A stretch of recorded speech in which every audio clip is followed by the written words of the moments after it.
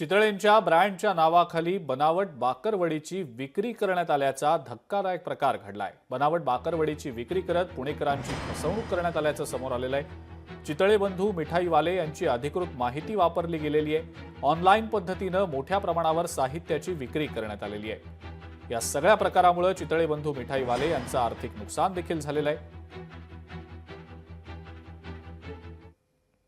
चितले sweet home नावाचा एक दुसरा स्वीट हाऊस जे आहे त्यांनी त्याची बाकरवडी तयार केली, पण त्याची बाकरवडी तयार केल्यानंतर त्यांनी त्याची साईडवर त्याचा कस्टमर केअर नंबर, त्याच्या मॅन्युफॅक्चरिंग डिटेल जे सर्व असतात त्यामध्ये ईमेल ID, वेबसाईट डिटेल्स वगैरे आहे हा चितले बंधू मिठाईवाल्याचे वापरले आहे। नावाचा गैरवापर करून आणि मॅन्युफॅक्चरिंगच्या डिटेलचा गैरवापर करून फसवणूक जे आहे करण्यात आलेली आहे। भारतीय न्याय संहिताची कलम 318(2), 350 आणि IT ॲक्टची 66C, 66D चे अंतर्गत एक गुन्हा दाखल करण्यात आलेला आहे, ज्याचा तपास आता सुरू करण्यात आलेला आहे।